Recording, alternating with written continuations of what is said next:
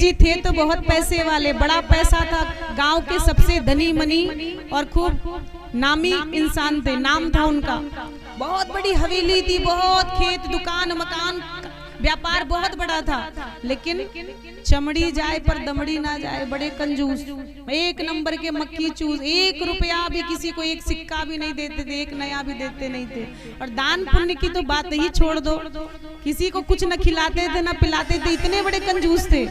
अच्छा, उनकी पत्नी अच्छी थी, दान पुण्य करने का भाव था, श्रद्धा थी, लेकिन अब सेठ जी के डर से बेचारी कुछ कर नहीं पाती थी। फिर क्या हुआ, ध्यान से सुनो आप लोग। एक बार गांव के कुछ युवकों ने सोचा कि सेठ जी का पैसा खर्च कराया जाए, इतना कमाते हैं, कुछ भी दान पुण्य नहीं करते हैं, 1 रुपया खर्च नहीं करते, इनका पैसा कैसे खर्च कराएं।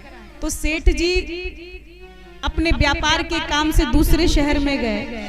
युवकों की मंडली ने योजना बनाकर सेठ जी के घर आए। सेठानी जी जल्दी आओ।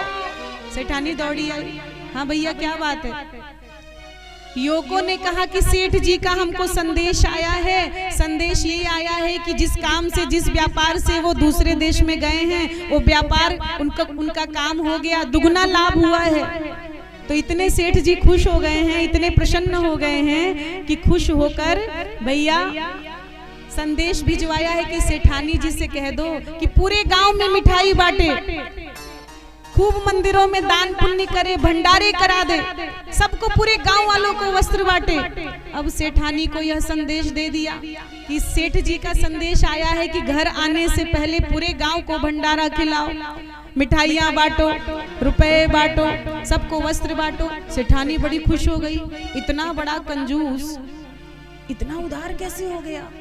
अरे चमड़ी जाए पर दमड़ी ना जाए, सेठ जी तो ऐसे कंजूस हैं, बरसों से जानती हूँ, जब से विवाह करके आई हूँ, कभी साड़ी नहीं दिलवाया, नई साड़ी, कभी त्योहार पर गहने नहीं खरीदे, कभी बच्चों के लिए मिठाइयाँ नहीं लाते, इतना कंजूस। आज कहता पूरे गांव को भंडारा खिलाओ। सेठानी खुश हो गई। सेठानी ने उन युवकों से कहा भैया ये काम मैं अकेले कैसे करूंगी, तुम ही करो, मदद करो। युवकों ने कहा सब हम करा देंगे, बस आप माल निकालो, पैसा निकालो तिजोरी से। और तिजोरी से सेठानी ने सेठ जी का नोटों की गड्डी निकाली और पूरे गांव को दावत देने के लिए, मिठाई बांटने के लिए, वस्त्र देने के लिए, वितरण करने के लिए नोटों की गड्डी युवकों को दे दी। अब तो भैया जिस दिन सेठ जी को आना था उसी दिन युवकों ने भंडारे का आयोजन किया कि सेठ जी के चेहरे का रंग देखना है कि जिस दिन वो आएंगे उन्हीं के नाम का भंडारा पूरा गांव खाएगा, जो 1 नंबर के कंजूस हैं। अब जिस दिन सेठ जी दूसरे देश से कमा के अपने घर लौटे, उसी दिन पूरे गांव के लिए दावत, पूरे गांव के लिए भंडारा रखा गया। खूब मिठाइयाँ बंट रही हैं, फल फूल बंट रहे हैं, सारी जितने गांव वाले हैं सब पंगत में बैठ के खा रहे हैं। और सेठ जी जैसे ही अपनी हवेली के द्वार पर आए तो सब भीड़ इकट्ठे करके गांव वाले जयकारा भी लगाने लगे, सेठ जी की जय हो, सेठ जी की जय हो, सेठ जी की जय हो। सेठ जी हैरान, आज ये जय जय क्यों हो रही है, जय जयकारा क्यों लग रहा है।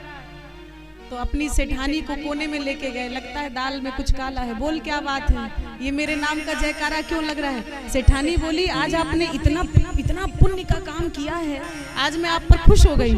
अरे बरसों से आपने मेरी बात नहीं मानी, मैं कहती थी चलो तीर्थों में चलो, दान करो, पुण्य करो, आपने कभी मेरी बात ही नहीं मानी। और आज आप दूसरे देश में जाके संदेश भिजवाए कि पूरे गांव को दावत खिलाओ, वस्त्र बांटो, मिठाई बांटो। सेठ जी सर पकड़कर बैठ गए, अरे ये तूने क्या किया, मैंने कोई संदेश नहीं भिजवाया था। तब युवक जो है बाहर खड़े होकर ताली बजा बजा कर हंसने लगे और जयकारा लगाने लगे, सेठ जी की जय हो, सेठ जी की जय हो, सेठ जी की जय। ताली जोर से बजाया करिए, आप लोग कंजूस नहीं है ना, सेठ जी को कंजूस रहने दीजिए, है ना। तो सेठ जी के चेहरे का रंग उड़ गया, ओहो इन युवकों की शरारत है, इन्होंने मेरे नोटों की गड्डी उड़वा दी, खर्च करवा दी। तो भैया खर्च करना चाहिए, लुटाना चाहिए, जैसे हमारे भैया जी लुटाते हैं।